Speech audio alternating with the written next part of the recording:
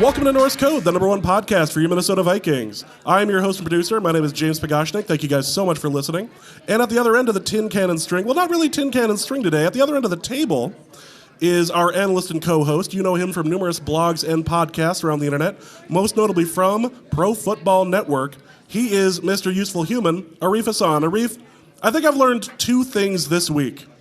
All right. I think I've learned two things specifically this week. First off, if not for the scoring plays, the Bills would have won on Sunday. True. And number two, I have learned that if you make a list of quarterbacks based on their attractiveness Yeah, keep that to yourself. and attribute it to your quote-unquote girlfriend, you should probably just keep that stuff in drafts. So she does exist. She has appeared in photos with him multiple times. So either he has paid someone to be his girlfriend to appear in Twitter photos, which is not, I guess, unheard of, No, absolutely not.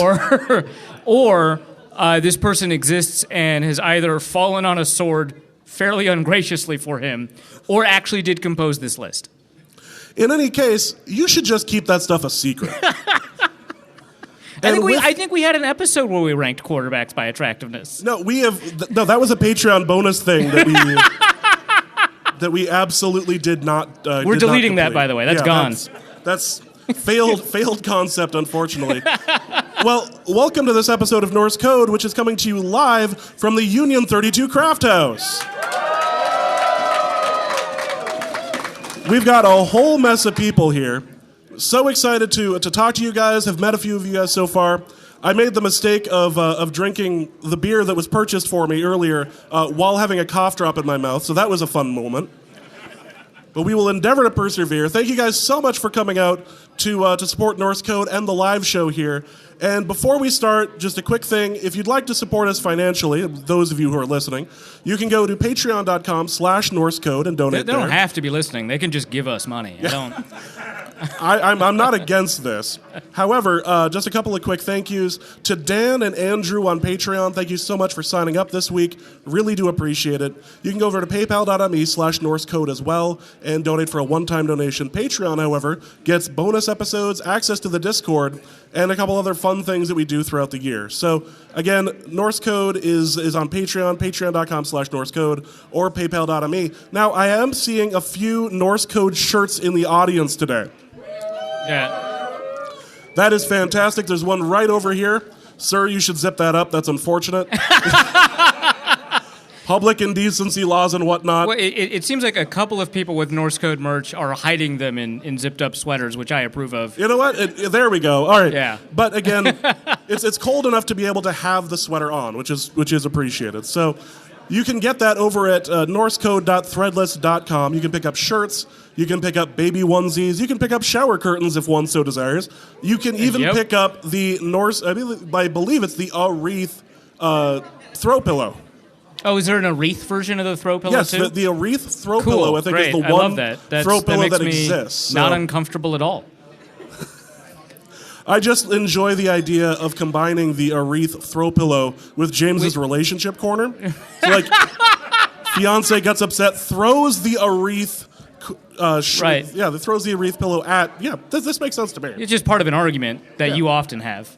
Right. I haven't had one of those in over a Days. year. Thank you. Well, let's get into this episode of Norse Code. Again, thank you guys so much for coming out. We have a preview of the Cowboys games, the Cowboys game. We are going to discuss the cursed item behind me and why I feel the need to bring other additional cursed items I will give away to the crowd here in a few minutes. They will be lovely and terrible.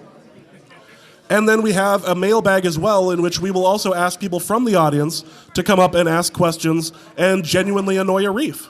So let's get into it. Let's get into the preview itself for the Cowboys game. Now, the first thing I want to ask is about Dak Prescott. Oh, was that a pick or was that just a drop? Oh, it was a blocked extra point. I wonder who in the Hell League has picked up. Mason Crosby. Oh, is that a fight or is that? Oh, okay. It's just a return. Okay. That's Mason Crosby, though, right? You know, it is fitting that for Norse Code, as the episode starts, there's a blocked kick. A blocked extra point. I just want to say, As somebody who's that's my brand, I appreciate that. So. No, it's. Okay, that's just a touchdown. Okay, yeah, that's just a touchdown. Cool. We do have the game going on in the background here, so just as a heads up. But let's talk about Dak Prescott for a moment. I guess my question to you is this: do the Cowboys actually know what they're doing with Dak Prescott? Because judging on the last couple quarters of the Packers game, it doesn't look like they have any idea. I would say that they're probably not using him very well. I think Kellen Moore is a pretty good offensive coordinator, hamstrung by what Mike McCarthy does, which is not very unusual in the history of Mike McCarthy as an offensive coach. But I think, generally speaking, Prescott's a very good quarterback. This year, he's only really had one complete game, but he's only played like 4 or 5 games, so that's not like an enormous indictment. It is kind of difficult to anticipate what Prescott will see based off of how much that offense is limited by kind of what McCarthy likes to do, and also just how inconsistent Prescott has been this year. His first game, the one where he got injured, was pretty poor before then. The game back from injury was not great. The fact that his only good game was against the Bears is like not, it doesn't speak remarkably of him, I guess. But I just like his history overall is like a smart, efficient quarterback that knows how to distribute the ball. When CeeDee Lamb doesn't have drop issues, he's a really phenomenal receiver.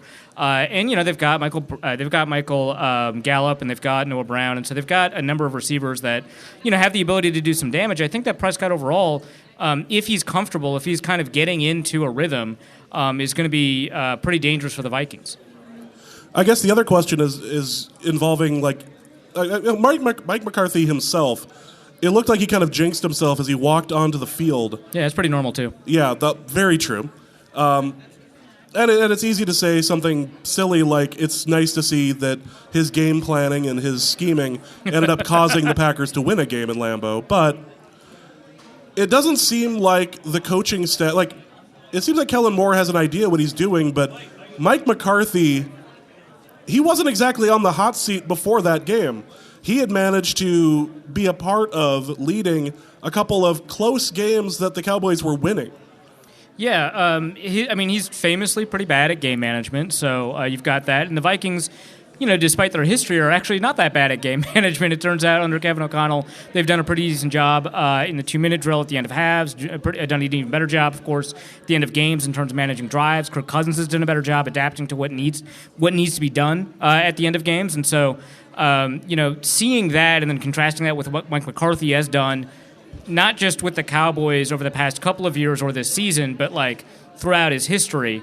His timeout management is poor. His play selection in the final 2 minutes has been poor. And the overtime weirdness. I understand kind of why they went for it on fourth down and overtime instead of kicking a 45-yard field goal. I don't agree with it, but I understand it. But even the play call in that situation didn't make a ton of sense. So generally speaking, the clock management and the play management of McCarthy late in games has been a persistent issue, and he doesn't seem to want to grow. Funny how that works. for all the discussion about how Sean Payton seemed like the natural fit to take over for McCarthy, and then McCarthy started winning games. Oh yeah, McCarthy will be fine. Hey, look who's back on the docket. Yeah, right. Yeah. We've seen Sean Payton. His agents have allowed him to kind of hit the rumor cycle, which is very kind of his agent.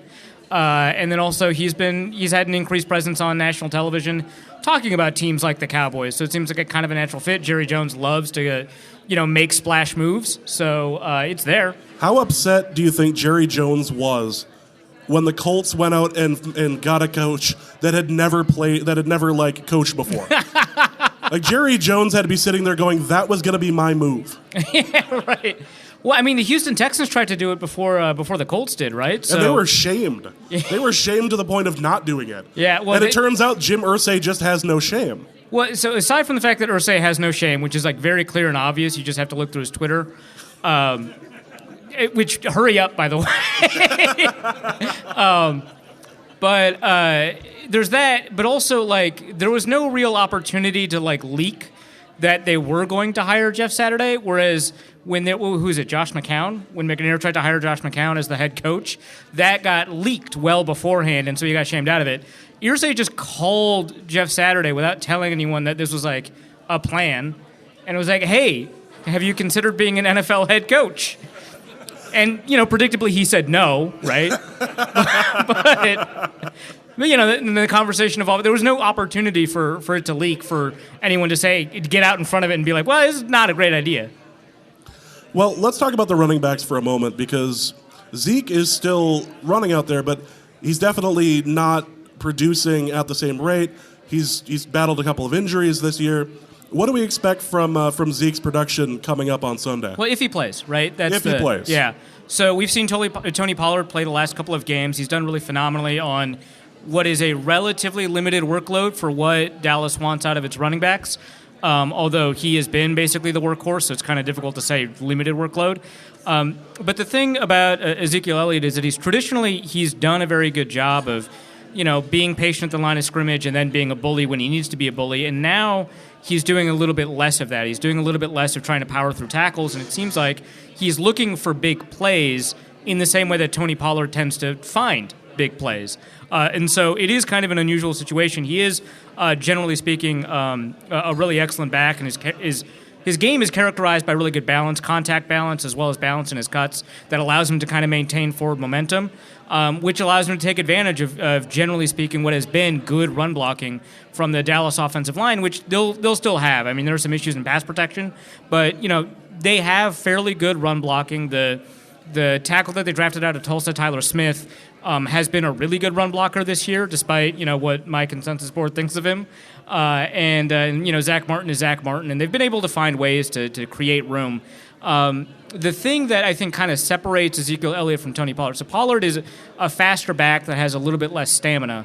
But the thing that kind of separates them that would give Zeke a little bit more value is his pass protection capability. Tony Pollard's not much of a pass protector, especially compared to Ezekiel Elliott, who's one of the better pass protectors in the league. And the most running back value, when you compare running backs across each other in terms of like replacement value, actually tends to come from pass protection, the ability to pass protect, because they're not very effective receivers unless you have, like a Christian McCaffrey type.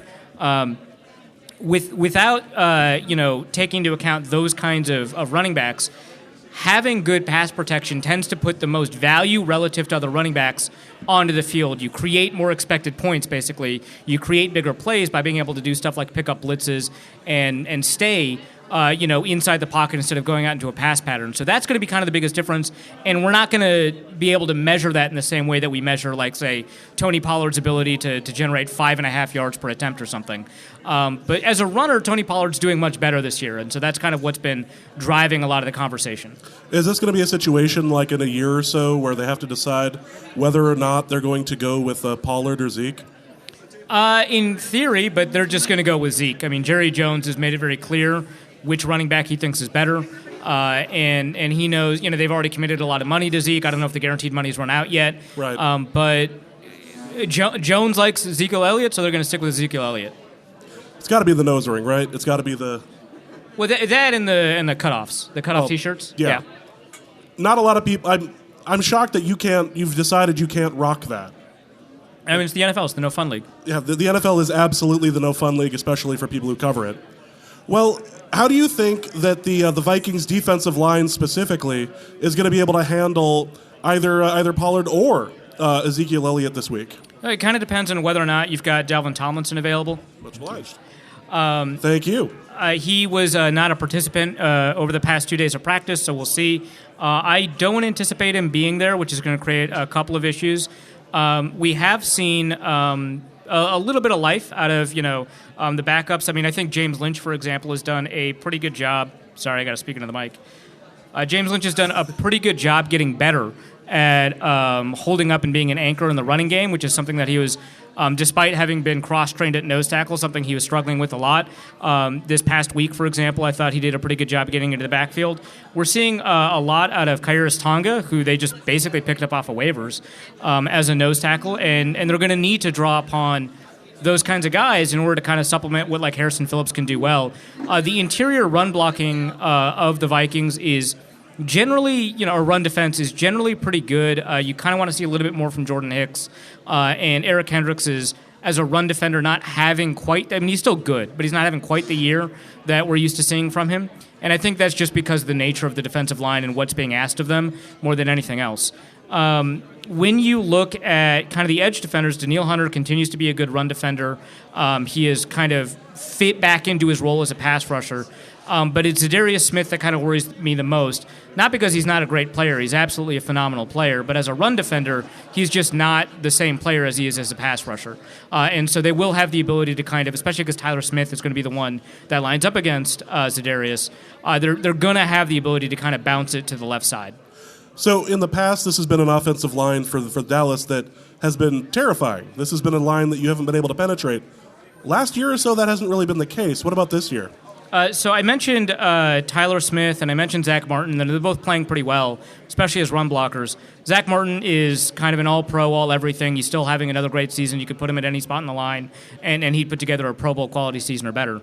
But beyond that, I mean, they're having a lot of trouble with Terrence Steele, who is at least a better player than he was like 2-3 years ago when he was exposed, but he's still kind of an issue. Kind of what they're doing at center isn't generally working out. I think they might play Tyler Biotish. And that has created some problems for them too. Knowing that Steele has gotten better and knowing that he has been a better right tackle overall, there is kind of a very Vikings-ish feel when it's like, hey, these tackles are a lot better than these interior offensive linemen, except, of course, Zach Martin is playing really well. But, Connor McGovern, and Tyler Biotish, they're just not playing very good football, and so there is an opportunity, especially if Dalvin Tomlinson is healthy, to be able to kind of penetrate that backfield. And I think that no matter how well Tyler Smith is playing, I think Zadarius Smith is going to be able to get the best of him and get past him. I mean, he is still a rookie. Zadarius Smith is having a phenomenal season. He might lead the league in pressure still. He's having a remarkable season. So I think that the matchup is kind of interesting, but overall I would say the Vikings probably have the advantage here. What about the corners? What about Minnesota's corners with Patrick Peterson? How are they going to handle How are they going to be able to handle the wideouts? Well, it kind of depends on the day CeeDee Lamb decides to have. I mean, CeeDee Lamb has had some really phenomenal days, and he's had some really poor days. And it's not just because of drops. Sometimes he has difficulty getting open. Sometimes he has difficulty getting on the same page with his quarterback, although that's usually Cooper Rush. So, that doesn't necessarily translate in the same way with Dak Prescott. But I think that if CeeDee Lamb can kind of hold on to the ball, it's going to be a little bit of a problem for the Vikings, especially because they like to put CeeDee Lamb in the slot at times. We'll find him up against Chandon Sullivan. Sullivan did, of course, have like a great game, but for the year, he's had a lot of trouble. I don't know if he still leads the league in slot coverage yardage given up, but he was at one point the league leader in yardage given up from the slot. And if they decide to line him up there, that's going to be an issue. Patrick Peterson over the past couple of games has been playing a lot better than he was at the beginning of the season, and better than he was for most of the 2021 season. So if he's like kind of fully transitioned into being the off coverage corner they're asking him to be, and which allows him to kind of use his eyes, read the quarterback, and close on the ball, it's going to be kind of difficult for them to find space against him. I still think that in situations where he's going to be asked to cover deep, whether that's a man coverage or a cover 3 type or a cover 4 type, zone coverage, he's still going to have some issues keeping up in terms of speed. And they've got a reasonably fast receiving core, one that at least I think in kind of a straight race would beat Patrick Peterson deep. And I don't know, the receiving core runs routes really well, which is something that Peterson does a pretty good job of closing down. But, when it's somebody like Cameron Dancer on the other side, Dancer's probably had the best highlights of any Vikings corner this year and the worst lowlights in terms of, what he's been giving up and kind of the miscommunications he's had and his communication with both the safeties and the corners. So I think it really depends on whether or not Dallas has the ability to exploit that. Dancer's kind of reduced his mistakes over the past couple of weeks, but I still am kind of concerned about his ability to keep that up if he's healthy. And then, of course, we don't know if the Vikings have to go into their depth, whether or not they're going to have Andrew Booth available, whether or not Caleb Evans has the ability to step up. Evans has played well in his limited play, but I wouldn't trust him, for example, up against CeeDee Lamb. True or false, the way to beat these corners is through speed and speed alone? I don't know about alone, but I think primarily, yeah. I think the Vikings just don't have a corner that can keep up with 4-2 receivers. Well, let's go to the other side of the ball real quick, because I think this is going to be fun. So Justin Jefferson, who is busy catching everything that comes his way, was out for a practice this week with a potential toe issue. Mm-hmm. Is there any update on Justin Jefferson and his toe? Well, he did participate in both practices as a limited participant. He was asked about it. He said he's fine to go. You can never really trust players on this, but I think that he basically said he's going to play on game day. So for now, I'm not too worried about it. If he's still a limited participant and there's kind of some rumblings out of the facility that he may not play, that's when I would kind of begin to worry. But I think that for the most part, he's probably going to play. Yeah. It is interesting to note that after his catch, the Pro Football Hall of Fame asked for his gloves and his arm sleeve. The shooter sleeve, yeah. That were used in that fantastic catch. That's a that's a fun endorsement, I suppose. That'll go right next to the Odell section. They might as well just call that like the Odell wing. Yeah, I think so. Like yeah. This is just the section of the Pro Football Hall of Fame that has all of the catches that we refuse to rank. So right, yeah. The Antonio Brown catch. Right, the DeAndre Hopkins catch from like last year, the George Pickens catch from this year, the David Tyree catch. That probably might be in a separate section for the Super Bowl, but I mean, just his helmet itself. Just his helmet. You don't need the glove. Yeah. Just the helmet for the David Tyree catch. Well, let's talk about Kirk Cousins, who has been described this evening as the man you make out at a, what was it? Church camp. At a church. Yeah, at a church. At a church camp. Yeah. Yeah. You forget the word camp? For whatever reason, the word camp was hard. It was a lock-in. I just want, we could blame the Treadwell jersey, and I damn well will. Every mistake is the specter of Treadwell hanging over your shoulder. I'm just amazed we haven't run into a technical issue yet with the specter of Treadwell hanging very, very closely to me. But let's talk about Kirk Cousins. Sure. And let's talk about his aggressive play lately. We got into it a little bit last episode, but he appears to be playing a little bit more aggressive than in years past. And this appears to both be causing the team to win more and causing him to have worse stats. Yeah, no, that's a good way to put it. So the issue heading into the season, basically on the balance of his career for Cousins, is his inability to kind of ratchet up or down his aggressiveness based on the situation that he's in. He plays the same type of football from down to down, from play to play, from quarter to quarter, regardless of the situation. And he basically says that after games when you ask him about it. He's like, yeah, I don't know why I would do anything different. It's like, well, I mean, you're down 3 scores. That might be why. But for the most part, that has been an issue throughout his career. And this year, he's done a better job in situational football, especially in the 2-minute drill, both at the end of halves and at the end of the game. And so that's been nice. He's been a lot more improvisational. He's been more willing to trust his receivers in contested catch situations, as we saw against Buffalo. And that is generally, I think, an improvement. The problem comes from the fact that he's, again, not kind of modulating when he should do that and when he shouldn't do that. And so him doing that in the third quarter when they have a lead is problematic. He'll throw picks. The Vikings will punt a lot. I mean, the Vikings have some of the most punts in the league for a team that's scoring points. It's kind of weird. And so, not kind of modulating when he should be aggressive, when he should be improvisational, and when he should play by the book or be a little bit more conservative is still kind of an issue. And you still want him to, figure out when to turn it on or turn it off, because Cousins from in previous years, from the second and third quarter, Cousins has been a phenomenal quarterback. He's been one of the best quarterbacks, especially if you give every quarterback the same supporting cast and they're all good, right? Cousins is a high-level quarterback compared to those other quarterbacks. Consistently 4,000 yards or more a year. Right. Really high completion percentages, really great accuracy in terms of putting the ball in a space exclusive to the receiver, generating yards after the catch. Someone once described him as the guy who does just enough for a contract extension. I don't think that's in the back of his mind, but yeah, that's absolutely what's occurred. But this year, he hasn't been doing that. He's been throwing riskier passes. And the thing about, one of the stats that's gone around is that Justin Jefferson had 9 contested catch opportunities against Buffalo, and he came down with 7 of them, right? That's the most in the history of the stat, according to Pro Football Focus, in any game since 2016, because they've only started tracking it since then. Next Gen Stats has a somewhat similar stat in catches when completion probability is below 50%. He, again, had the most in the history of Next Gen Stats, right? Which, again, also goes back to 2016. That's great. That's fantastic. Justin Jefferson should keep doing that. But the problem is a lot of those catches did not need to be contested, right? And so he is throwing these open receivers into closed situations, and Jefferson is doing a little bit to kind of help him out there. Now, in situations where he's throwing more accurate passes, he's generating more yards after the catch for his receivers, and he's producing more yardage. So the issue is kind of just trying to figure out what is best for the team and whether or not this is kind of a better situation. Obviously, the team's winning right now. They're 8-1. It's kind of difficult to be in a position where you're criticizing them, although I do my best. If there is a Vikings hater right, in national media, I'm in national media now. That's right. Yeah, it's absolutely you. But I think for the most part, this is probably a positive development because I think if you take a look at aggressive quarterbacks, they generally tend to perform better in terms of wins produced than conservative quarterbacks with higher yards per attempt. And so this is a better situation, but you know how good he can be on standard downs and distances. You know how good he can be in the second and third quarter.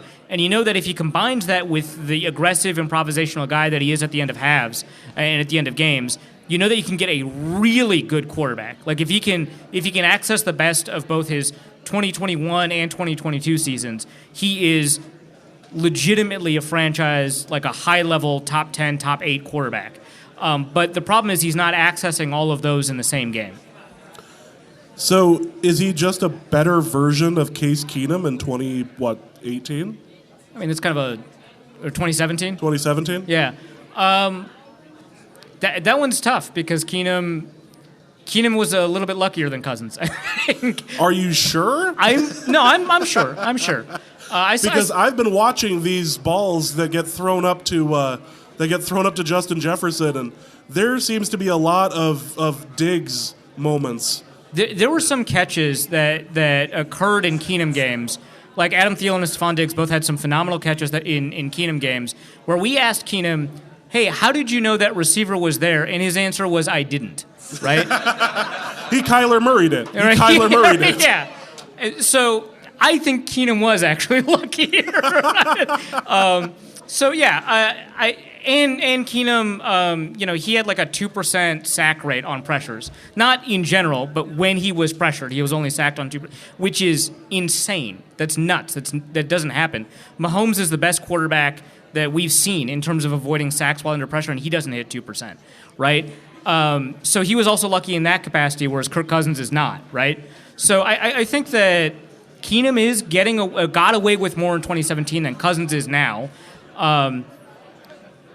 And I wouldn't say that Cousins takes as many chances as Keenum did, but I would say he has kind of found his inner Keenum in a way and he's a more talented quarterback, right? Finding your inner Keenum. We all have to. We all have to.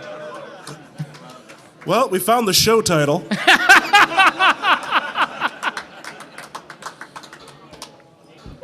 I really take pleasure in putting interesting show titles for everyone to see in the morning. And that one just there really that's going to happen. Yeah. All right, so instead of kind of going in on Cousins more, let's talk about what we can expect as far as the wide receivers are concerned. Presumably, Justin Jefferson's going to play. Mm-hmm. So Justin Jefferson plays, Adam Thielen plays, KJ Osborne plays. Yep. TJ Hawkinson plays. Yep. What can we expect from the receivers and our tight end? Yeah, so because Dallas does not traditionally move their cornerbacks around, which if I were them, I'd maybe consider changing that for this game. But because they generally don't move their cornerbacks around, the Vikings have the opportunity to choose their matchup. Dallas fans have very often been frustrated with cornerback Anthony Brown, and for the most part, I think that frustrations are kind of overblown. I think that it's just your cornerback 2 is not as good as your cornerback 1. You know, we've seen that Bomani Jones bit. Yeah. But for the most part, Anthony Brown has been just a kind of a below-average cornerback 2 throughout his career. This year, he's having an awful season. And I think the Vikings should do anything they can to match up Justin Jefferson and Anthony Brown, especially if they're not going to, shadow these cornerbacks around. So I would expect in that situation where they don't kind of, rotate safeties over, move the cornerbacks around, whatever, that Jefferson would have a pretty great game. Oh, man. We're seeing a lot of stuff in this Titans-Packers game, huh? That is unfortunate. I hate when something positive happens for the Packers. Boo, indeed. Yeah. Yeah, they'll find some way of messing this up. It'll be fine. Yeah. But I'm happy because I took the under. So, But yeah, I think Jefferson will have a big game. The question is whether or not the Vikings can turn a huge Justin Jefferson game into points against a top 3 defense in the league, and I'm not 100% confident that that's going to happen. Jefferson has not been in the end zone all that often, so even when he's had really big games, we haven't found him, scoring points, and the Vikings are not great in the red zone outside of that either. So he's going to end up with 2,000 yards this year and 5 touchdowns. That's what it's a very, very Calvin Johnson type. Well, Calvin Johnson was famous for getting tackled at the 1. Yeah. That was, if it was within the 5 and the 1, that's where you were going to find Calvin Johnson. It was the cool zone. Yeah, exactly. All right, well, also next to Kirk Cousins is going to be Dalvin Cook, who appears to be entering the Adrian Peterson section of his career, where he is cold. That needs a lot more context. Well, yes. He's not missing games for anything outside the field yet. What I'm saying... It's on the docket, man. What I'm saying is he's doing the cold, hot sort of run. He's a very feast or famine guy right now. And you know what? That's the longest. Is that the longest play of the year for the league? The 81-yarder? Yeah, it might be the longest in the league. Certainly the longest in Vikings. I think it was for the league, yeah. Yeah, and I think he had the third fastest speed as captured by Next Gen Stats on that 81-yard touchdown play. So, but yeah, I mean, what's interesting is that Cook has been playing as a feast or famine running back, but he didn't have those like big booms right in the beginning of the season. It was a lot of famine. Yeah, it was a lot of famine at the beginning. We were talking about kind of ways to improve the running game, and he wasn't doing very much in terms of generating these 20+ yard runs. And then in the last 5 or so games, he's found them like every single game. Been sometimes real useful. 2 or 3 of them. Been real useful. Yeah, and honestly, like given the small difference between a consistent running back getting 4 yards a carry and a consistent running back getting like 4.5 yards per carry, that's a small value add. It almost is better to have a feast or famine running back if you can get those booms going. So, I mean, I think the Vikings will take the 81-yard touchdowns. If I were them personally, I would be overjoyed. But I think those opportunities will exist against Dallas because even though they're a top 3 defense overall, that primarily comes in the passing game. And luckily, that's not just necessarily because of interceptions. It's because they have just a incredible pass rush, which we'll talk about in a second. And that has supplemented what their cornerbacks can do. But that doesn't always help them in terms of run defense. DeMarcus Lawrence's health is going to be really big in that respect in this game. Because if DeMarcus Lawrence isn't healthy, yeah, of course they're going to have some issues with pass rush. He's a very good pass rusher. But they're getting a lot out of Sam Williams. They're getting a lot out of Dorrance Armstrong. And, of course, we know that Micah Parsons is playing out of his mind. He might be, the second best or even the best defender in the league right now. So how DeMarcus Lawrence impacts the game is the fact that he is probably the best run defender Dallas has on the line of scrimmage, unless you maybe want to count Micah Parsons. But he is absolutely great at moving right tackles back into the pocket, finding ways to redirect runs, finding ways to stop running backs before they can get any momentum. And without that, there's going to be a lot of problems with the run defense. I know that Anthony Barr isn't healthy, and then I know that Vikings fans understand shocked. Anthony Barr as... Are shocked that there's gambling going on in this casino. Right. So, I guess not a huge shock. But it's a hamstring injury, by the way. But it's a broken heart. It's just doesn't want to play against Eric Hendricks, man. But, he has done a pretty good job shooting gaps and supplementing the run game when he's been out there. So not having Lawrence is going to, I think, help enable what the Vikings want to do in the run game, especially because they've been doing a much better job. Oh, looks like there's a flag on the play. They've been doing a much better job of isolating poor run defenders and running at them over these past couple of weeks. And so if we see Sam Williams instead of DeMarcus Lawrence or Dorrance Armstrong, I think you're in a pretty good spot.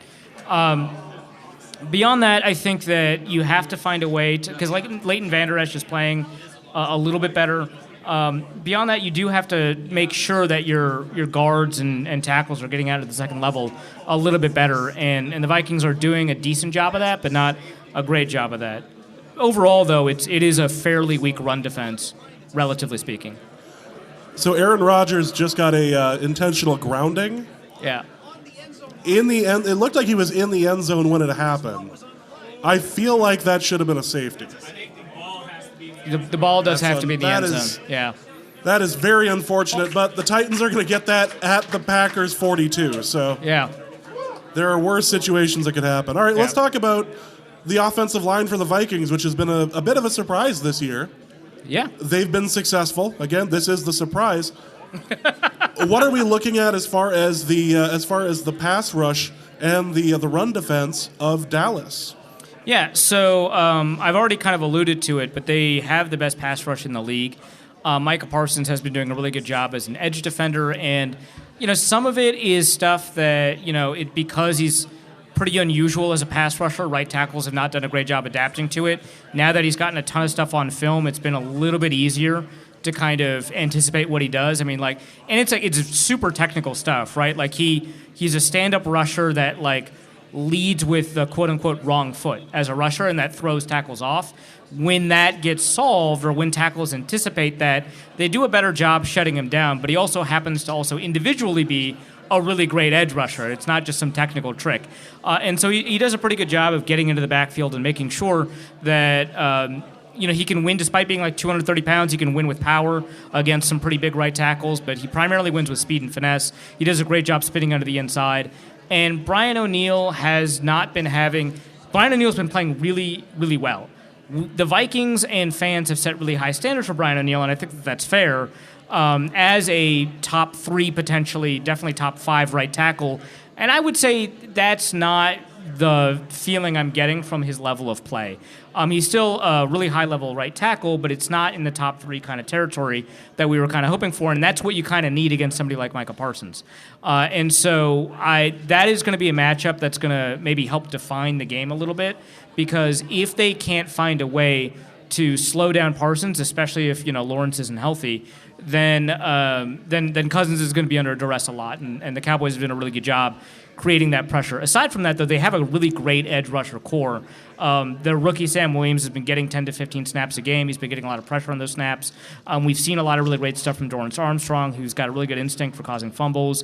We've seen, of course, really good stuff from Tank Lawrence. Despite the fact that he doesn't have a lot of sacks, he's been getting a ton of pressure, and again, like I said, he's a good run defender. So the edge stuff is a little bit concerning.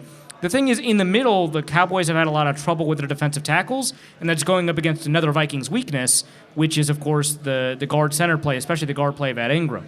So, Ed Ingram's particular issue with stepping on Kirk Cousins' feet. I was going to bring that up as my next point. Right. Is this the time that we mention Ed Ingram's left foot? Yeah, that is a problem.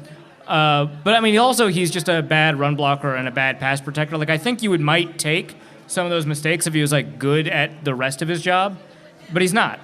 And I don't know if the Cowboys are going to be able. What I think is most likely, especially if Lawrence is healthy, is that they're going to put their edge defenders on Ed Ingram and either stunt or twist, or just put more edge defenders on the field, or have Micah Parsons just kind of rush. There's a free play in the Titans game, and there's 3 penalties. That's great. So when the Cowboys decide to kind of change up what the front is doing to attack Ed Ingram, I'm a little bit concerned about that. But their defensive tackles just kind of generally, they haven't been doing as much. They traded for Jonathan Hankins in order to kind of beef up their run game, and he has helped, but it's not remarkable stuff. We haven't seen. They've benched Neville Gallimore because he hasn't been up to snuff. They've been rotating around Carlos Watkins and Quentin Bohanna and Osa Digizua, but they traded for Hankins for a reason, and Hankins is not doing they traded for Hankins from the Raiders, who also don't have good defensive tackles, and so getting the 4th guy from the Raiders defensive group, that's not a huge upgrade. No, absolutely not. You might have gotten their DD,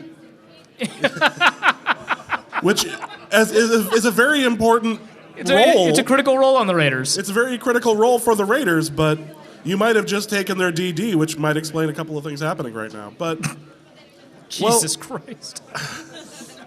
We're in a bar. I felt like I could make a designated driver reference. I felt... Yeah, man. Sure. If you're gonna start shaming me for that, I'm gonna start encouraging some of the questions that you're trying to discourage.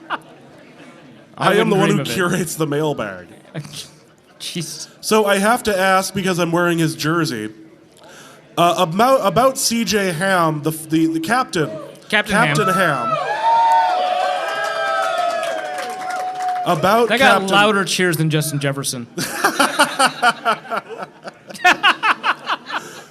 Can we expect Captain Ham to repeat or double his performance last week with a touchdown?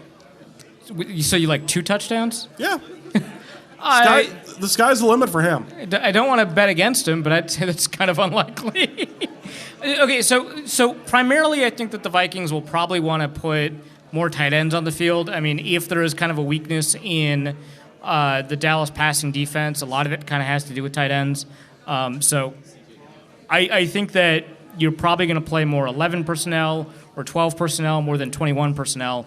You're probably not going to see CJ Ham on the field as much. He's still probably going to get 10 to 15 snaps. And, of course, at the goal line, things are a little bit different. Sorry. The goal line things are a little bit different. You're going to get a heavier package, so you're more likely to see Ham on the field at the goal line. But, again, the Vikings actually do weird stuff at the goal line. I mean, we saw the Jalen Reagor end arounds, which, they scored, right? Like, I don't want to or, they throw like 3 consecutive fade balls to Justin Jefferson. They're trusting TJ Hawkinson a lot in the red zone. So I don't know that we're going to see 2 touchdowns from Ham, but, maybe we could see 1. This is the time of year that you suggest more Ham usage for everyone. Yeah, that's accurate. Not really how I mean it. I feel like that's worth pointing out. So, as far as the rest of the game is concerned, what haven't we covered?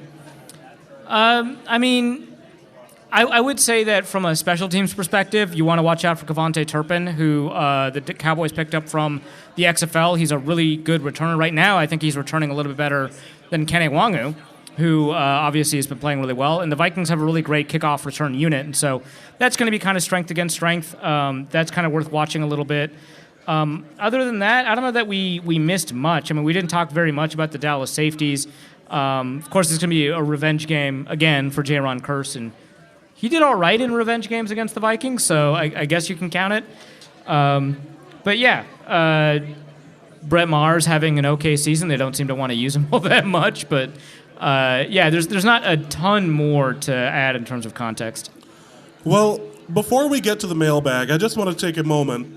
First off, to thank Union 32 for hosting us today. Please. Absolutely. Thank you guys so much for hosting us, for getting a sea of purple in here. I want to talk about cursed items. All right, okay, now before we talk about cursed items, I do want to point out there's a guy with a Taylor Heineke jersey here. Look at that. No Busch Light, though. No Busch Light. There's 2 guys with Taylor Heineke jerseys. Holy crap. Incredible. What did the guy at the shop say when you asked for them?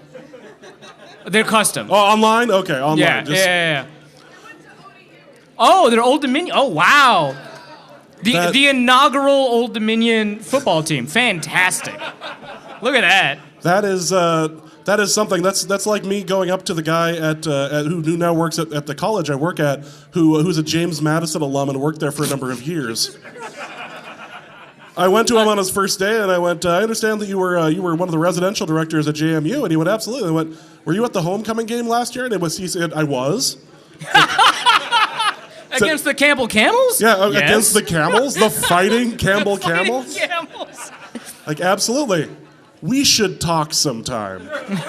Because I've heard stories about the mascot fight that happened a couple of years ago. Yeah, right, I gotta know. I gotta know about the security guard. And then before we introduce this particular cursed item, there is also somebody in a counterfeit Treadwell jersey here. Which, quite frankly, is even better than... There we go. A choice! Look at that. That is just uncomfortable. That is... I wasn't going to buy it. Well, no, you absolutely... Let me be clear. No one should buy something like this. So, what is that jersey really? It's a Dante Culpepper? Good Lord. Well, it's just tape and paper. It's not like it's coming off, but goodness. It's old enough where it might lift. You might be stuck with that. It's like when your mom said if you make that face for long enough, it's going to stick. I've got a Percy Harvin jersey that'll never be the same after I tried to do something to the back of it. So I want to say a couple of nice words about the departing Treadwell jersey. You have nice words for it? That has been that has been in my home since May, when a friend called me frantically saying his mom found this on the side of a road in Castleton, North Dakota on garbage week, which to me means one of two things. Either A, husband left, and or wife kicked husband out. Or wife kicked husband out, whichever. Right. Was left with the man cave and decided, we're just going to 86 everything. Sent it out to the curb. She drove by it and went, oh my God, that is horrible. I must have it. I bet James would love that. Or number two, a genuine Laquan Treadwell fan existed. and had enough. And had enough. Well, once he was cut by the Jaguars, he's like, I don't know, man. I think this journey is done. And like, Arif has never seen this in person before tonight. This is phenomenal. The amount of care and quality that went into it stuns me. Like, yes, it was framed when we found it. And the woman who found it is... It is funnier to think that it wasn't and that James spent the time and money to frame it. Patreon. Who here is subscribed to the Patreon? I'm just curious. Look at that. You Look guys at are all the those reason suckers. we can do this once again. Just thank you guys so much. I mean, for your mental health, I recommend it. I got a bonus episode coming out on Thanksgiving. Let's hold off. Let's wait. Yeah. Judge Arif on that. But, judge me on my Thanksgiving episode? Yes. No. This is the one that's going to be released on Thanksgiving. Probably doesn't have a turkey take on it. We can put a turkey take in it. Oh, well, it's coming. But when this was given to me, I was told that we could use it as a fundraiser in order for both of us to make it out to London. So, cheers. I'm glad that Air Canada is enjoying the funds that I provided them. And you apparently had a fantastic time. I had a fantastic time in London. But you wouldn't have enjoyed it, so. No, I would have been stuck in a hotel room, like, trying to figure out why I was inside of the bathroom. Did I fall asleep in here? What am I doing? But this was given to me in order to like have for a fundraiser, and she only asked for a bottle of Crown as payment. That's extremely North Dakota. So just a thank you. That's incredible. Thank you to Sam's mom.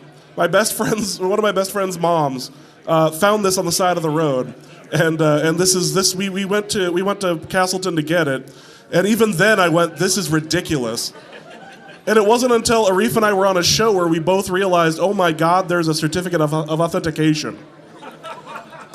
Imagine being the guy that's like, okay, I want the Laquan Treadwell jersey, but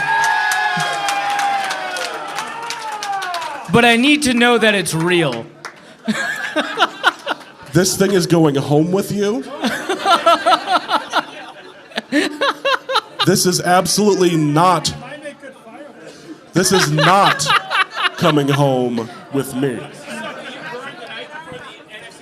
However, and now that I see it in person, I can see what James is saying about the Roger Goodell portion of the Roger Goodell picture is haunting. The eyes follow you. You move across the room, he's always staring.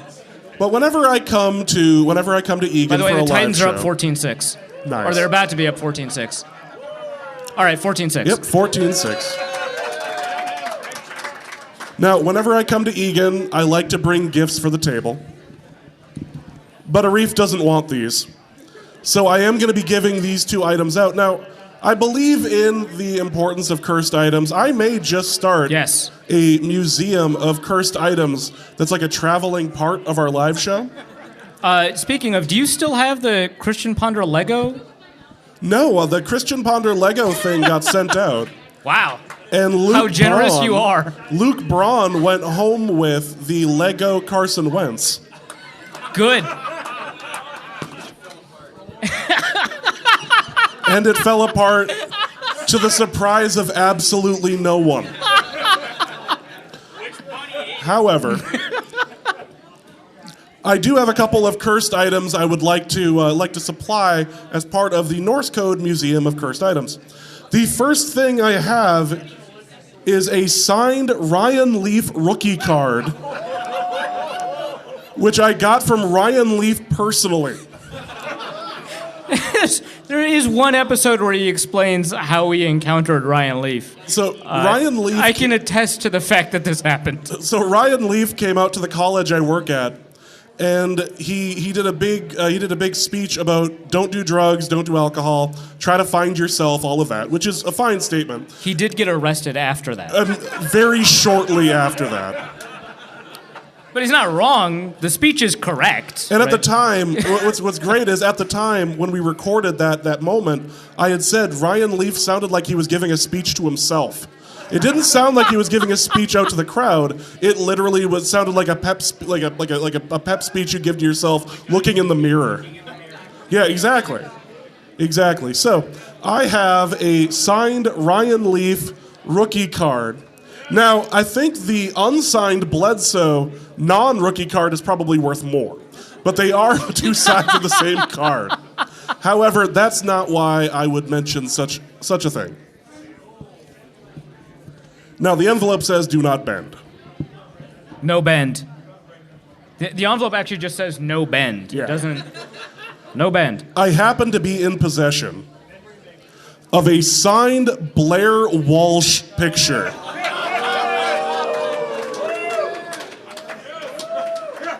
Now, you may ask yourself... Is it authentic? And the answer is yes. I have a sign... Who said they want it? You sir, Wait, have you have the hoodie? Come Wait. here. This is yours. Okay. Hold on. When you say you were there, do you mean you were there at TCF in Seattle? Oh my God. On that sideline. This needs... That is... You buy the Sharpie? Oh my God. All right. So I was at the bar earlier, and this guy is wearing a clearly too big for him sweatshirt. It wasn't originally his. It's not his fault. A wreath sweatshirt, and he said, Arif, if I find a Sharpie, will you sign it? And I was like, the odds of him finding a Sharpie in a bar are not like enormous. So I said yes. And this is the second thing that Arif has signed today. He signed a book of, what was it, magic? Demonology.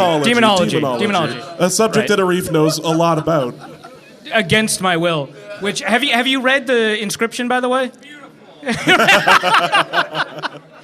I told him to leave me alone. All right, where do you want it signed? On the forehead. Oh my God. Okay, on the forehead. All right. I'm not used to signing fans' chests, but you know, it's there. All right. Oh, and James, you got to sign it. You got the left one. All right, come You on got over here. the left forehead. We're gonna get Luke to have one of these. Oh, that's the top bit. That's unfortunate. He's above all. If someone now there told me is I was one- going to be signing someone's chest, actually, this is closer to my imagination. And now there is one more of what is cursed more item. likely to happen. And now there is one more cursed item in the world. Thank you. That is Incredible. yours. Take that. Good job. That That's it. is terrifying. So how are you going to give away the signed Ryan Leaf I'm gonna leave it on the table and just let someone take... All right. Someone, probably a server, is gonna look at it like a dog who's been shown a card trick.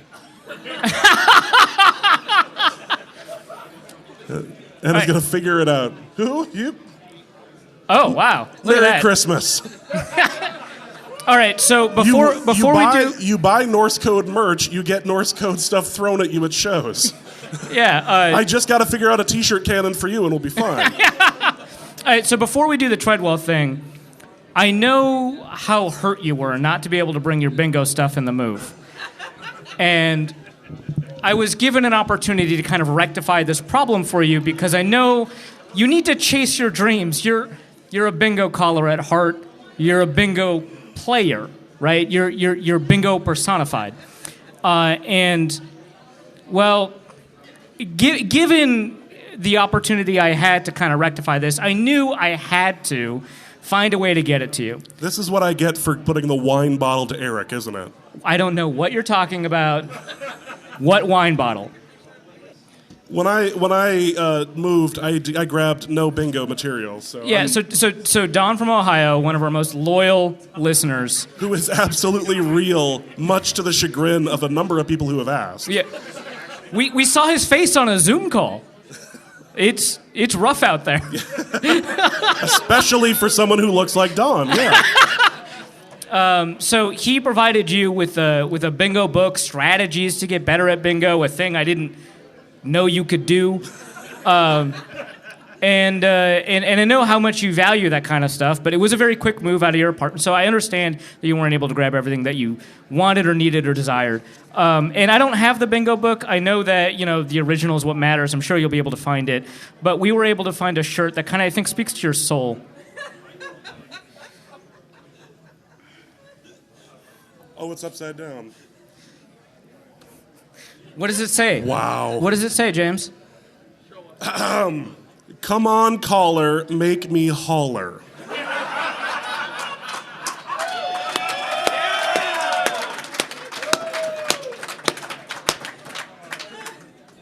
One guess as to who bought it. I am going to get you for this. I didn't buy it. You assisted with this, and in the eyes of the law, that means something. What one could say I did abet this gift. Is this Luke's doing? Not Luke. What is unfortunate is there's not like 100 Luke Braun masks out in attendance. Yeah, we asked a lot, but The fellow who was going to do that unfortunately couldn't make it. that's unfortunate. Otherwise, we were going to be handing Hand those out out the the door. Luke Braun masks. Commit as many crimes as you want. We were all going to walk. We were all going to march up to the Capitol and see what happened. Remember the 17th of November. I asked Luke if he was still down with the Eighth Overture. But anyway, I wanted to just spend a moment on cursed items. Let me do something with this. A collection of which has expanded. Despite my best efforts to give things away. So let's get into the mailbag, and we're going to do a couple of questions straight from that came in from listeners, and then we're going to do a couple here in the building. First question is from Hunter, who asked, is quarterback play trending upwards in the second half of the season as teams figure things out? So I haven't looked at kind of the deep underlying numbers of it. My sense is that quarterback play has been better the past couple of weeks than it has been at the beginning of the season. So in kind of the raw objective sense, yes, it's trending upwards. But quarterback play was down relative to 2021, 2020, and 2019 at the beginning of the season. The first 5 or 6 weeks saw the lowest quarterback output, I think, since like 2011. And so for it to trend upward is kind of natural. What's interesting is that as we get closer to winter, as we see snow games or games moved because of snow, quarterback play actually takes a dip in December for like fairly obvious reasons. And so it is interesting that in November we're seeing a move back up. But yeah, that's my understanding, is that we're getting actually closer to what we would normally expect quarterbacks to play at in terms of their level of play. We've seen Tom Brady play a little bit better, so even the individual quarterbacks that we want to kind of see a little bit more out of, or that we expect to see a little bit more out of, have played better this past month. Even Aaron Rodgers had a pretty good game against the Dallas Cowboys. Not tonight, though. Not tonight. Not as so much far. tonight. Well, let's talk about Mike Ellis's question, which is, how can the Vikings sustain their good opening drive success through the game? Do they need to script more? Through the game. And why are they so flat in quarter three? I don't know 100% of the reasons that they're flat in quarter three. The problem with like game scripts is that they're only useful because, one, they break tendencies, right? If you've got down and distance tendencies, having a game script in front of you or that you're calling off of allows you to just kind of ignore what they would normally be and just kind of put in some plays. The second thing is that they don't account for the ways teams adjust to what you do. One of the reasons that you have game scripts, aside from the tendency breakers, is that you don't have to think about what teams will do based off of the plays that you want to run, and teams don't know what plays you're going to run. If you keep on scripting plays, you're more likely to put in plays that you're familiar with, that you practice with a lot, and when you don't have those adjustments in your offense, when you don't kind of account for the fact that, hey, on cover 4, this corner tends to sink a little bit more and doesn't float as much, and so you can kind of run a corner route and get away with it when you normally wouldn't against cover 4, so we're going to call it, and then kind of distract that corner with something underneath. That's an in-game adjustment, right? And if you're not making in-game adjustments, you're going to get picked, you're going to get stuffed at the line of scrimmage. You're not going to be able to run the plays as effectively as you need to because you need to adjust what you're doing. So you can extend your game script out a little bit to success. I mean, there are some offenses that even had 25 plays scripted, which I think is a little much. But, 10 to 15 is fairly normal. The Vikings' opening scripts tend to be a little bit less than that because they score too fast, which is a good thing, right? That is a hell of a problem. Yeah, but extending that out a little bit is probably a good thing, but I don't think that you can continue with those scripted plays. The issue is in the first and second quarter, defenses are adapting faster than the Vikings' offense is adapting to what defenses like to do. And so however the communication works between like Wes Phillips and Kevin O'Connell and the entire offensive coaching staff, they need to figure out a way to kind of anticipate what defenses want to do. I mean, that's what really great offensive coordinators do. They know what they want to do next. They know how defenses will try to interpret what they want to do next, and they'll anticipate that and move forward. So they need to be a little bit more, I guess, prophetic in terms of what they want to do offensively to account for what defenses do. But I don't think that you can just solve the problem. As for the quarter 3 stuff, I think that, again, it's a problem of being kind of late to the adjustment game. The Vikings, obviously, in the fourth quarter have been really fantastic, so we know that they can adjust. We know that they've got situational adjustments in there, but we don't know if coming out of halftime they're very good. They do a very good job of figuring out what defenses are attempting to do and kind of accounting for that beforehand. So I think that's part of the reason. I think the other third quarter. I'm sure there's multiple reasons that third quarter stuff is happening, and I think that only accounts for some of it. But I think it's just kind of being a little bit slow to adjust to opposing defenses. Alex asks, is it crazy to wonder if the Vikings are better off with Zeke playing on Sunday rather than Tony Pollard getting all of the carries? I don't think it's crazy to wonder at all. I think, especially the fantasy community, but a lot of people have been talking about how Tony Pollard's just a better back to have on the field, something I'm very sympathetic to. I mean, he's a little bit better at generating yards on receptions, of course, and then we know that he's been more productive in the rushing game, right, as a runner. But again, I want to speak to what I said about pass protection a little bit earlier. The most valuable thing that separates a great back and an okay back is pass protection, and that has the biggest impact historically. You take a look at kind of the studies that have been done on this, mostly by Eric Eager, but we've seen other studies by the people at like Next Gen Stats or people that are taking an independent look at the data in sports journals. Pass protection is the most important thing a back can do well.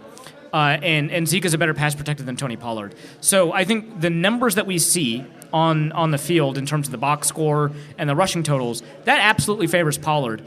And I totally understand why people would say it's better to have Zeke in there.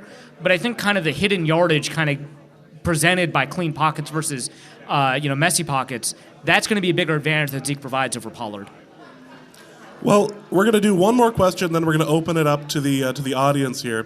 From Swervin Shervin, who asks, since I'm 2 time zones away and can't attend... Excuses. Right? For Arif and James's corporate IP consolidation corner, would you rather have a middle linebacker that can force fumbles telekinetically, but only on the opponent's 1-yard line, or a corner that can go invisible in the end zone, but only in overtime? Opposing plays at the 1-yard line, I guess you could say are about as rare as overtime games. I think that they're a little bit more frequent, but the difference is you can force that a couple of ways. One, you can make sure that you're punting a little bit like more, I guess, dangerously, more often near the 1-yard line to force that. But I think the most important way to do that is to go for it on 4th down at the 1-yard line as often as possible, knowing you can force those fumbles. So I think you take the middle linebacker versus the corner. Both would be fantastic, though. I mean, you could also spend a little bit of extra money on gunners. Right. Like, yeah. Why are you spending... Bring Cordero Patterson back. Why are you spending $6 million on a gunner? Oh, yeah, but, watch his speed. All he needs to do is run, get that ball, and just stop at the 1. which was it Atlanta almost didn't do? That was wild. It's like the 1 yard line and got pushed back into the end zone by his own teammates. Yeah, just ridiculous.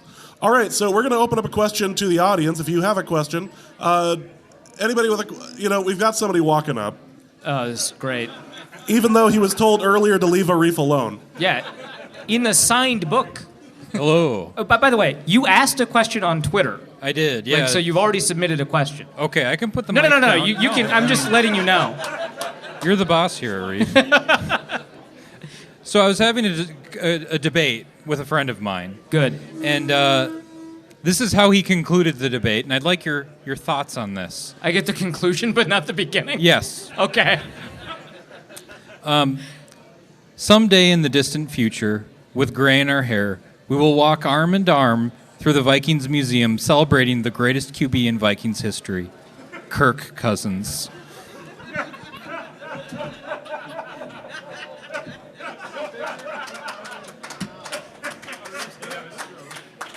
More of a comment than a question, I suppose. Dusty was really against those. In fact, he always said we should ignore those. Dusty is very concerned about the grammatical construction of what is a question. Obviously, this is a prompt. And never had a problem with, like, numbers not being real. Right. This is a prompt, which all questions inherently are. And to this prompt, I will pass. We're going to go to Jack Rackham, who asks, if you could draft a kicker that is guaranteed to make 100% of kicks 45 yards or closer, but is one standard deviation worse than the NFL average on anything 46 yards question. or longer, would you draft them, and if so, in what round? So they don't, like, miss 46 and longer. No. They're just They're worse. one standard deviation worse. So basically, when would you draft Greg Joseph if you had the opportunity? Well, no, it's not quite Greg Joseph because it's every kick, not every field goal, right? So you're making your extra points. Yeah.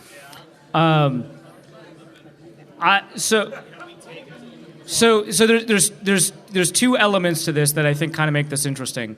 One, presumably the team drafting knows that this guy is just not good beyond 46, but is fantastic inside. And then they will probably adjust their strategy, which means that they're more likely to go for it in that kind of gray zone of whether or not you're going to go for a punt or kick, right? So that's actually probably a positive. The second thing is, if this guy is just making kicks, you don't have to worry about how good your holder is, and so you can just grab the best punter, period, right? Which is Corey Bojorquez. There's a person that this can be. I enjoy that there's, like, you can statistically break it down and go, yes, this is the best holder in the NFL.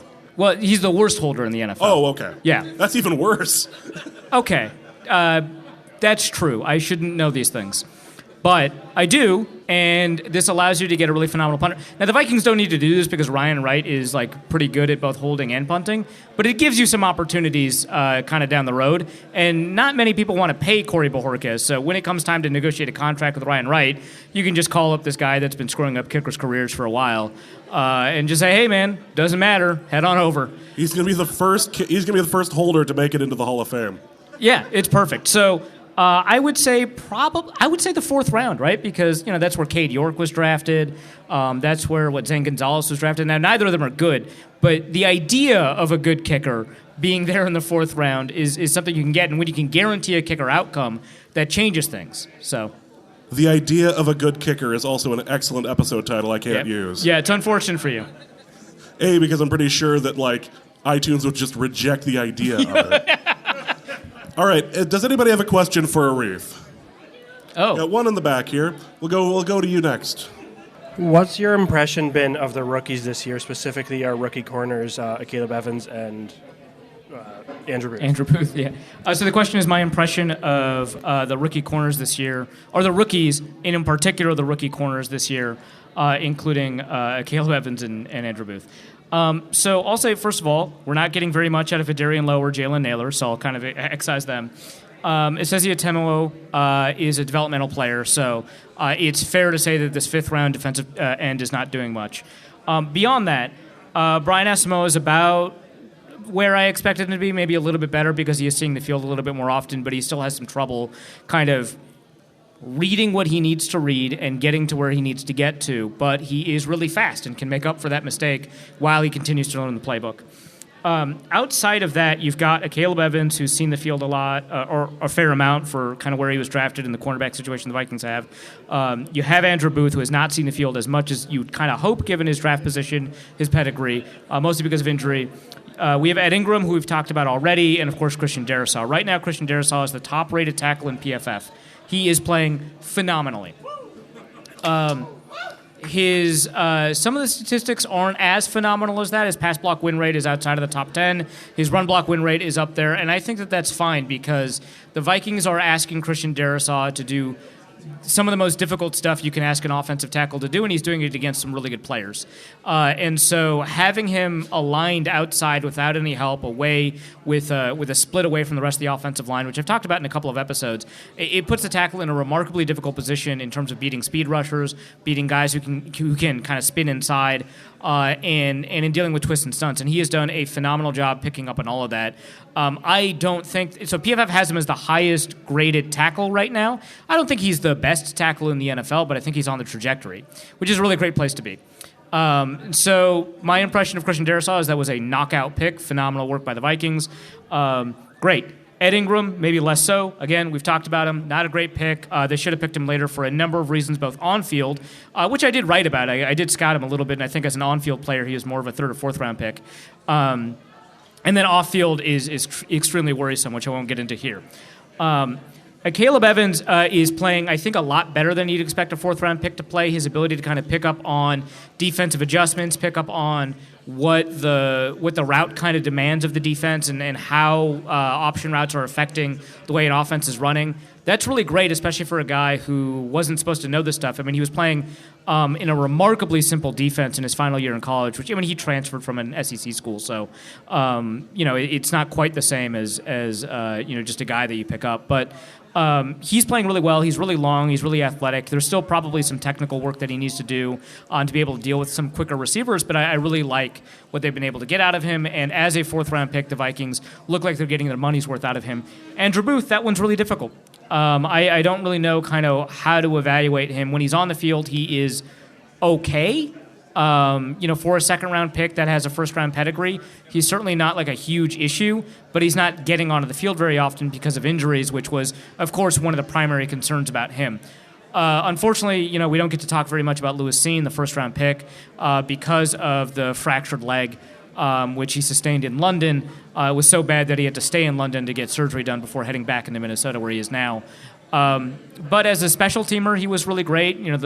The kind of the silver lining here is the Vikings didn't necessarily kind of need him, which is kind of a cold thing to say. Okay, the crowd is clapping not because of what I said, but because of a drop from Alan Lazard. Oh well, okay. One person is clapping because of the injury, but these are our listeners. Yeah. But okay, I'm gonna watch this play. Okay, great. Well, I should have been sacked, yeah. It's the instant replay is paused. It's very difficult for me to... Wide open, Alan Lazard. Okay, bad throw, bad catch. I think it's safe to say he's off the Christmas card list. Yeah. That was the receiver he trusted, too, right? Like, that's... Oh, no, it was Watson that he trusts. Well, no. He only trusted Watson last week. That's right, yeah. Right. But Watson has been in the doghouse, as has been Romeo Doubs, has been everyone but Samori Toure of all, like seventh-round pick. It was just made Justice happy, but he's the only person happy about it. Yes, yeah. I mean, when Justice is happy, something's wrong. So we don't get to say much about Lewis Seen because the Vikings drafted a guy that they didn't necessarily need to draft, which is fine, actually.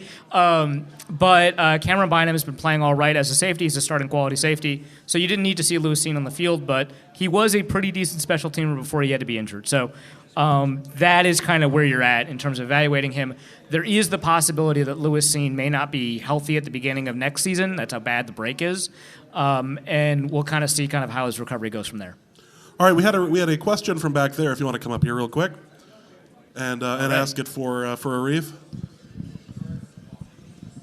There we go. Hey there. So you already touched on this a little bit tonight, but I understand that tackle and guard are different positions, and I understand I don't know more about football than the Vikings coaches, but what will it take to fire Ed Ingram directly into the side? I mean, I guess I don't know what more he needs to do. Blake Brandel came in and I think spelled Christian Darrisaw admirably after he went out with a concussion last week. Yeah. And are we really to believe that there's no one that's a backup offensive lineman that can not step on the guy's foot or sexually abuse minors? I'm just wondering. Right. No, I mean, pretty fair question.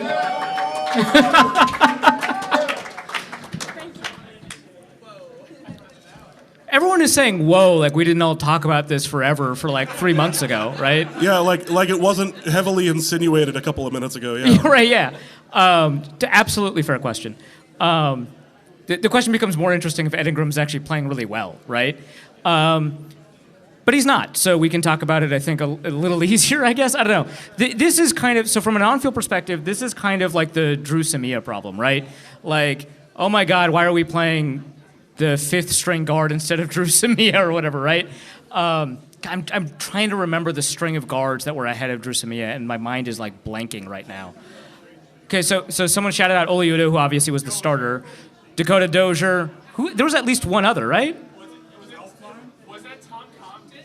No, Tom Compton wasn't here Tom Compton was ahead of Drew Samia, but he wasn't in that rotation of people that you were kind of wondering about. But yeah, so Drew Samia wasn't playing, and then because the Vikings suffered so many injuries, he did end up getting forced to play on the field, and he was worse. He was worse than all the other guards.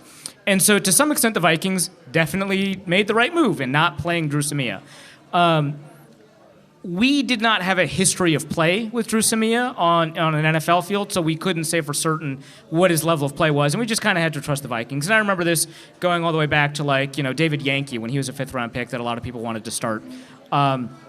But the thing is, we do have a history of play with Chris Reed, who is the backup guard, and he's played pretty well for the Colts. Colts fans were pretty upset when he left, which I think is a decent barometer for an offensive lineman. It's not a great one, but it's a decent one. And he was a backup for the Colts that ended up starting a lot of games because of particular injuries or a retirement in some cases. And he held down the fort. And so whether or not Chris Reed can play better than Ed Ingram, I think is an interesting question because historically Reed has played better than Ingram is playing right now. So the questions for the Viking is, whether or not it is worth putting Ingram on the field. And there's two ways to ask that question. One is whether or not we're going to see on-field improvements this season or that Ingram is going to play better than Reed. And second is whether or not the long-term impact of having Ed Ingram on the field, where he can maybe develop and get used to the speed of the game and become a better player, whether or not it's worth keeping him out there because the future returns of Ingram as a player are worth it. And I kind of don't buy it because I remember, who's the fourth-round pick that everyone thought was a first-rounder that the Vikings drafted? Clemmings, TJ Clemmings. I remember TJ Clemmings was forced on the field because of an Andre Smith retirement and a Phil Lodeholt retirement and an Andre Smith injury. The Phil Lodeholt retirement obviously being initiated by an injury. And TJ Clemmings was forced onto the field.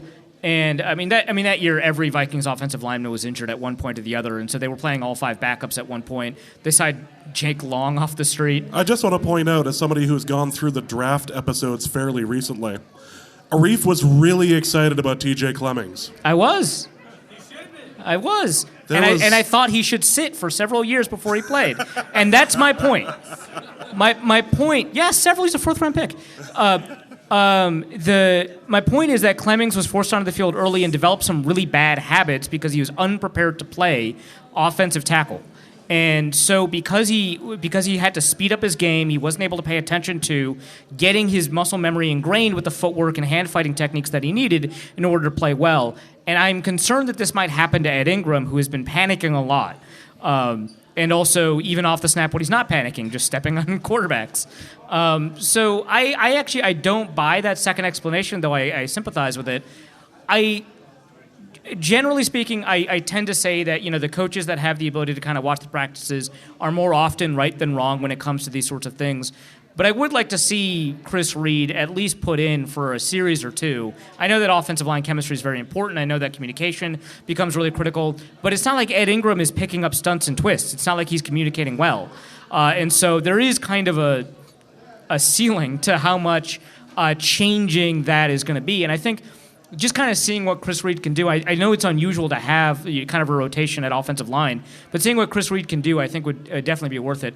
I know that the questioner asked about Blake Brandel, and I know that they acknowledged that there's a difference between tackle and guard. I think Brandel is also literally too tall to play guard, and so it would be really difficult for him to change a style of play in order to kind of get underneath some of these defensive tackles. And to answer your second question, I think that it would take a major on the or off the field incident to do it, and he might just have that in him. And historically. Yeah, allegedly. Let's go to Kevin Sayer, who asks, "Dear Norse Code, does Detroit always rescue teams from snow-related issues?" So it's not just the Vikings game. Was it Vikings-Giants, I think? That was Vikings-Giants when the roof caved in. Yeah, so it's not just the Vikings-Giants game in 2010. It was also a Bills-Jets game in 2014. Those are the two I can remember. I don't know if there are any others. And Feels like there has to be more. I mean, it sounds right? And for those unfamiliar, the NFL officially moved the Bills-Browns game because of it looks like a fairly unprecedented snowstorm. A thunder snow, 6 feet. Thunder snow. They may never recover. Yeah, so stuff they'll brag about 20 years from now for having been there, right? Just imagine the Halloween blizzard that we all experienced years ago, but like worse. Yeah. So they'll suffer in the short term, but they'll martyr themselves 20 years from now. Just like we have. Yeah, just like we have. But yeah. I don't know why it's always Detroit, or I thought it was always just as here, Detroit. It looks like you could use this. You could use some good teams here, but like also they're always playing away, right? Like it's never like they have to move a Detroit home game. It's always an away game. I'm not really sure why it's always Detroit. The fact that it's in a dome helps. There is a level of proximity, but it's not like. So to get from Buffalo to Detroit, you just have to cross through Canada. It's about a 3.5-hour drive, I want to say. I unfortunately know this now because of some recent crimes I've committed in Luke Braun's name. But I thought you were smart enough not to admit to that on recording. I've been deleting that from the pre-show stuff. Well, now that it's been committed, I think we're fine. But that's absolutely not how that works. Don't worry about it. He's done for. But I think proximity plays a role. But I think that also it's the fact that you don't have to worry about other events being played in Ford Field, which is not a dig on Ford Field. It's just a football-specific stadium as opposed to a general-purpose stadium. So I think that, they'll throw concerts there, but not usually during the season. So I think that that's part of it too. But yeah, a lot of these snow cancellations occur in the north because that's where snow is, and they tend to be fairly close to Detroit. So that's part of it too. Detroit's just doing this to get an exchange for Taylor Swift tickets or something. I did enjoy that the Detroit Lions Twitter account tweeted out when they announced that the move was going to happen. Important numbers are by the phone. Lock up when you leave, and please don't break the tables. Ben, Mr. Handsome Greenhagen wrote in and asked for a Reeves Turkey hater corner. Oh no! You appear to hate turkey but appreciate Alton Brown. Have you tried his spatchcock version? Butterflied, dry brined roast turkey with roasted root vegetable panzanella. It's amazing, shockingly foolproof, and might change your mind. All right, Greenhagen. He does have a PhD that you were very sad about. Yeah. Okay, so I have had spatchcock turkey. It is a vastly superior turkey to most roast turkeys. And right now, there's a viral TikTok going around about a spatchcock turkey, too, that I've been tagged in 40 times. Which isn't as many times. Which isn't as many times as when you fell asleep and Case Cookus was drafted, but that's still a lot. That was wonderful to wake up to. No, so for people unfamiliar, a spatchcock turkey is, all right, we got, what happened? Tell me what happened. Oh, 20-yard pass. We love Ryan Tannehill here. We're big supporters of Ryan Tannehill based on this game. That was a pretty good catch. It'll end this game, but this game in particular. Yeah, it'll end this game, yeah. And then you've got Derrick Henry doing Derrick Henry stuff. So for those unfamiliar, a spatchcock turkey is when you cut out the spine of the turkey and lay it flat, as opposed to having the three-dimensional whole bird as you roast it. And it results in much more even cooking. It results in a little bit faster cooking, which allows the turkey to stay moister. Moister. More yeah, moist? that is actually the word I was looking for. Don't worry about it. And the issue with brining any meat, and in particular turkey, is that while brining does produce a more moist product, Derrick Henry, let's go! Look at that. More moist. Derrick Henry had like the fastest 15-mile-per-hour run I've ever seen. But yeah, so while it does result in kind of a better texture and a better moisture content for the bird, it does pull out some of the flavor. And so that's kind of the trade-off you have when you're brining any meat, and in particular turkey. The spatchcock, you don't have to worry about that. You don't have to brine the turkey. So it does result in a better bird, right? And I've enjoyed spatchcock turkey. My issue, we're almost scoring touchdowns. My issue is not that you can never produce a good-tasting turkey for Thanksgiving or any other occasion. My issue is that the amount of effort that you have to put into making turkey taste good, or kind of the amount of care or whatever, is better spent on a better-tasting meat. Turkey is so finicky, and there's so much you have to do. Just roast a chicken. It tastes better. It's cheaper, even if you have to get 3 to make up the volume. Or get ham. Just get ham. Just get ham. That is kind of how that works, isn't it? Yeah. It always ends up leading back to Captain Ham. It always leads back to Captain Ham. Hey! Austin Hooper scores a touchdown. There we go. Do we have another question from the audience here? Let's go here. Question from the audience. All right. This one's a little bit long form. Oh, I apologize. Good. Yeah, I'm not paying attention to anything else, so don't worry about it. I know you like these really long questions. This is a Derrick Henry pass, by the way. Derrick Henry passed that ball? Yeah. Is he a better quarterback? No, that's not my question. It's a remarkably short question. So my question. You wrote it down on your phone. I did. I did. Looking forward to this. I have Yes! You missed an extra point. Look at that. the Hell League I love it. prize. Things are turning up Norse code today. So this question has a theory. The theory consists of multiple Jesus. parts. So this involves. Was this like double blind studied? Was this? Yeah. No, that's a hypothesis. We're working with a theory. I mean, if you count both of my eyes, they're double. Fair. So this is for your cursed corner. A cursed item is an item that has captured a part of the Vikings Super Bowl curse. That's part one of this theory. Okay. Part two of this theory is a person in possession of a cursed item is now cursed. Right. This is proven out by James having to miss the London game. Right. And the third part of this theory is the more cursed items that are created, the weaker the curse becomes. So my question is, how many cursed items and or people need to exist to break the Vikings Super Bowl curse? Okay, so the question presupposes a finite curse power, right? That gets distributed among the cursed items, and cursed items are essentially created when cursed events happen, and items are created around those cursed events. I'm sure there's other ways to create cursed items, but that seems to be the most likely scenario. Framing Treadwell jerseys is an excellent way to create a cursed item. What? So in this case, the Treadwell jersey, which was signed, was already cursed, and you amplified the curse's power through the framing and the composition, if I must say, of the item. Now, curse amplification, I don't think, has much to do with the distributive property of the curse power. I think that is independent, and I think amplification occurs independent of distributing the curse power. So how many cursed items you would need to create to break the Super Bowl curse in general, that's tough, right? Because there's always going to be a curse effect, right, that limits the amount of potential, right, the Vikings have to win a Super Bowl.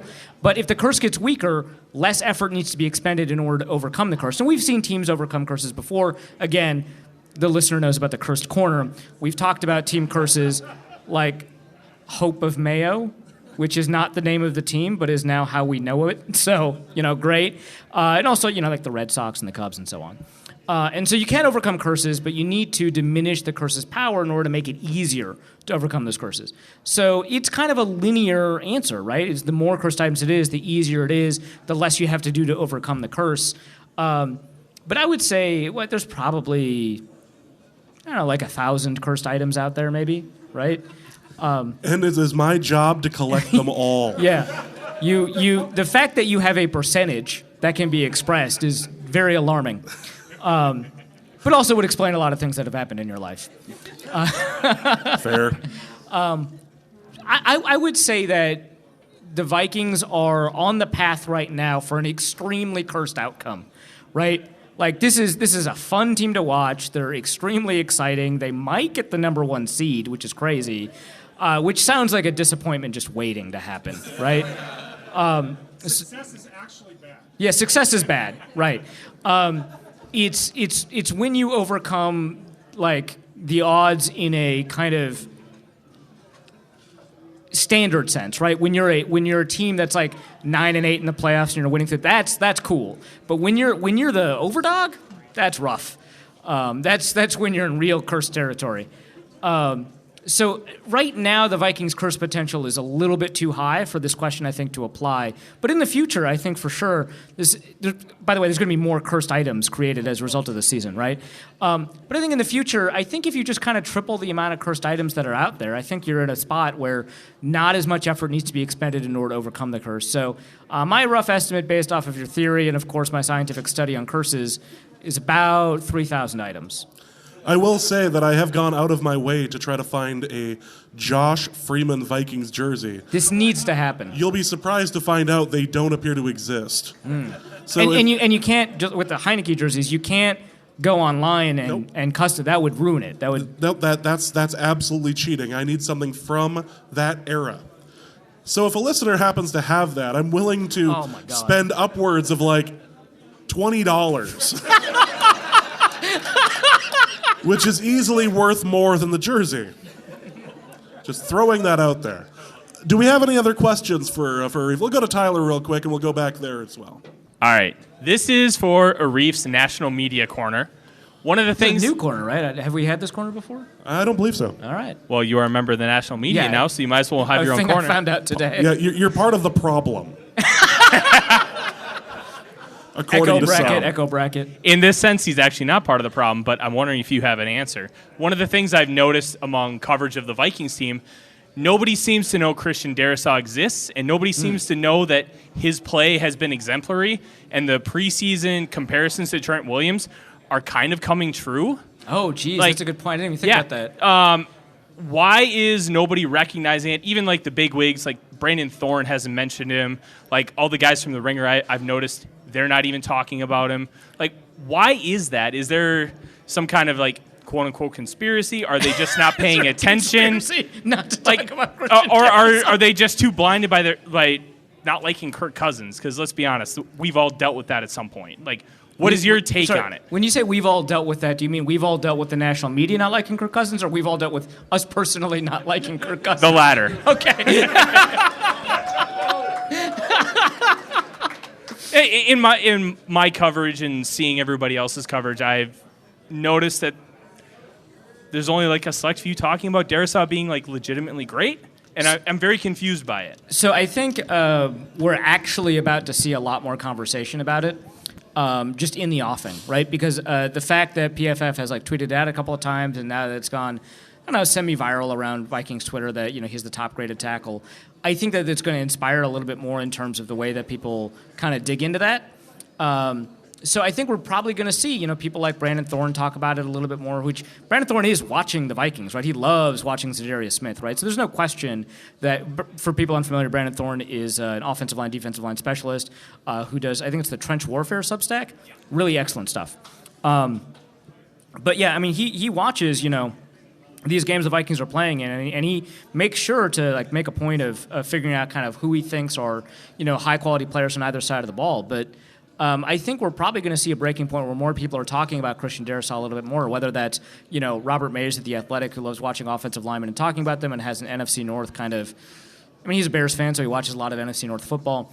Or, Ben Solak at The Ringer, who likes to talk about offensive line play because he likes to pretend he's a real football boy.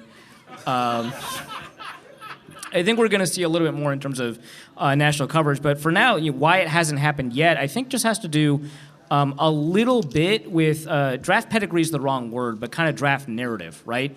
Like Tristan Wirfs coming out of the draft was an astounding prospect out of Iowa, right? And so he was drafted really high. People wanted to talk about it, and they did. He played really well. North Dakota State's own Christian Watson scores a touchdown in a losing effort. Sorry. That's, I think, part of it. I think, Elijah Vera Tucker was very interesting to watch at USC. And Christian Darrisaw to watch at Virginia Tech, honestly, was kind of a chore. And I think that's part of it. It's not that he had bad film necessarily, but the most available film to a lot of draft experts was a bad game against Miami, where he was injured. So, it's not necessarily fair. But it was like a difficult to figure out prospect. And so I think that that plays a role because for offensive linemen in general, how the kind of buzz that you have going into the draft. No one's talking about Cole Strange either. He's playing all right, and he was projected to go in the 4th or 5th round, goes in the 1st round. Tyler Smith, I just talked about him. Not a lot of people are talking about Tyler Smith from Tulsa, also a 1st-round tackle that's playing fairly well. And I think it's just, the people, the players that people like to talk about, whether that's like Joel Bitonio was a 2nd-round pick for the Browns or Tristan Wirfs or whatever, are players that have generated a lot of buzz, and so that's just kind of who they pay attention to, right? Rashawn Slater with the Chargers, same way. People recognized how well he was playing right away. So I think that's part of it. The Vikings obviously have been receiving a lot of national attention, so you can't just say it's kind of a Vikings thing. But, I think that, buzz for offensive linemen just kind of erupts. Like, it took forever for people to recognize who Andrew Whitworth was, and he should be in the Hall of Fame. I don't know if he's going to end up there, but, he's an amazing player. He was an amazing player when he retired. And it took so long for people to kind of recognize that. Same thing with Evan Mathis, a guard for the Eagles, right? It took so long for people to recognize how good he was, and that's just kind of how it is with offensive linemen. Sometimes they just kind of catch, attention, and then they become part of a talking point. All right, we had a question over there from the bar. Why don't you come on over here real quick? Unfortunately, the Packers did score and get the 2-point conversion on that. But they're still losing, importantly. Still losing by 3. So I feel like sustainability has come up once or twice. I can't quite remember. But given the 3 or 4 maybe. Yeah.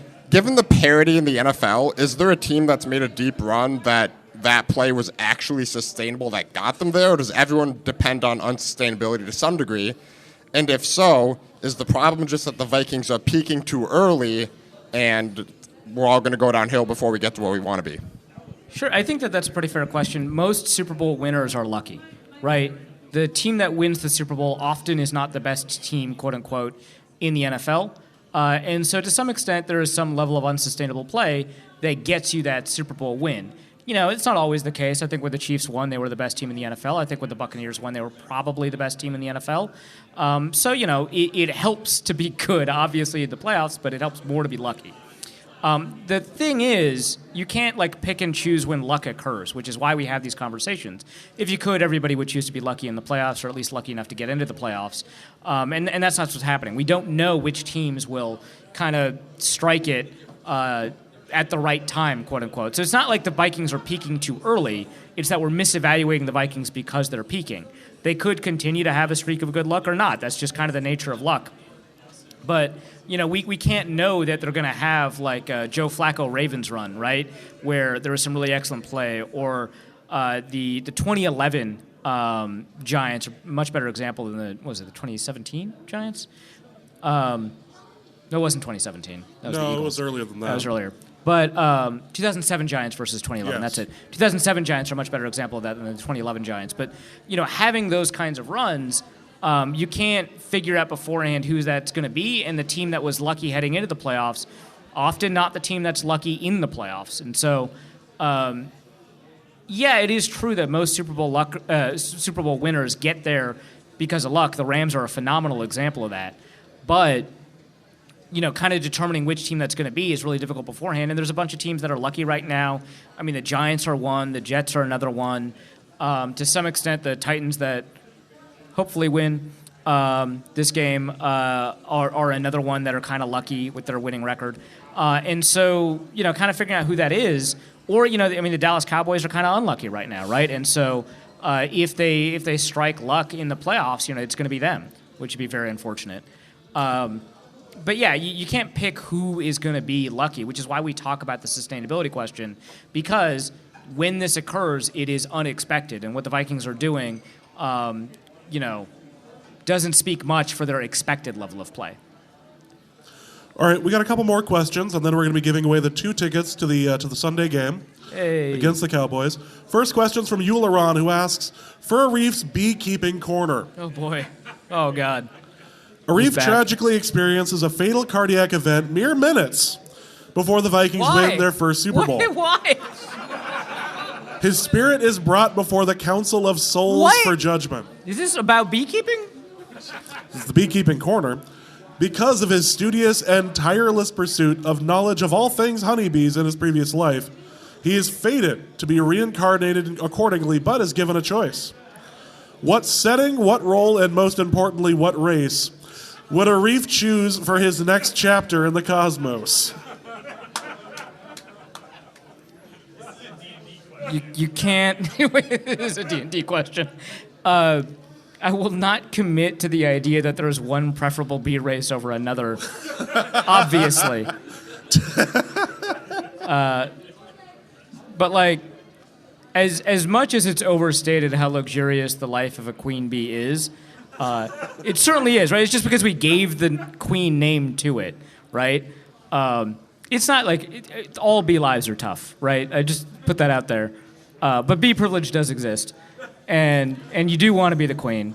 Bee privilege does exist? Yeah, for sure. Well, if bee racism exists, certainly bee privilege exists, and certainly across classes. I mean, that's obvious. I can tell you've spent time in the UK because you're bringing class into this. But yeah, I would choose to be a queen bee. I think that's best. We're going to go to Tim Rizzo, who is going to found a podcast with the other two, with Arif and I, to just discuss this whole witch thing. This whole witch thing. Despite Arif's best attempts to destroy the Power of Three Witch podcast, which must move forward in the near future, Episode 1 will focus on the gyration of the Vikings cheerleaders team on the sidelines to determine if they are perhaps casting spells in unison to hex our foes or to empower our players. My question for James. I can't even answer this question. If Arif continues to preach Wiccaphobia or heresy on the pod, should we use a square knot or a clove hitch? I'm Googling this. Hold on. To secure him to a wooden post before dousing him in petrol?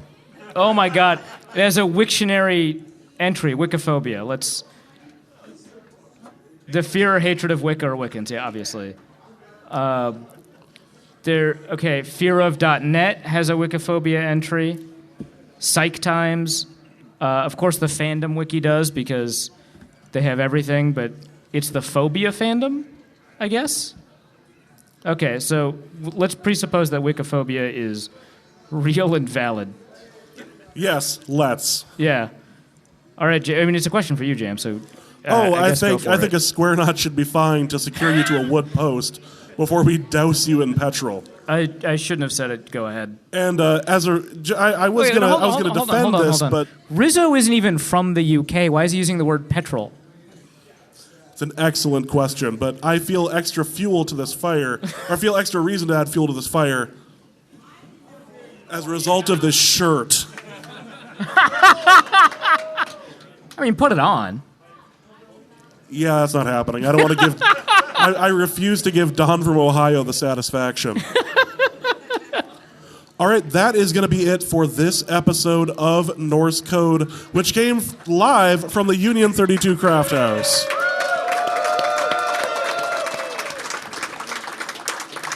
This is typically where I say, Arif, what do you have to plug? Yeah, sure. Head over to profootballnetwork.com and read my articles. Oh. You can't do this on a show where we're home and like I'm tired and I want to go to bed. And you're like, I'm going to list 17 things I wrote this week. Yeah, I'd have to pull it up, and I don't know. I updated the quarterback power rankings over at Pro Football Network. I wrote a piece on how Joe Burrow has played well over the past 3 or 4 weeks. You got to be careful when you say that, like, the power rankings for quarterbacks at this point. Like, any rankings of quarterback... It is a neutral... There's no prefix to the word power. That's really important. Chelsea had no decision power whatsoever about like the location of my girlfriend did not rank the quarterbacks through any criteria at all. As it turns out, that's super important. That's critical. Well, you don't want to be the last main character Twitter has. Well, that's going to be it for this episode of Norse Code. Again, I hope you guys have enjoyed it. Thank you guys so much for coming out to the Union 32 Craft House. And for Arif, my name is James. Thank you guys so much. And please remember that this is not sustainable. And we will be back next week.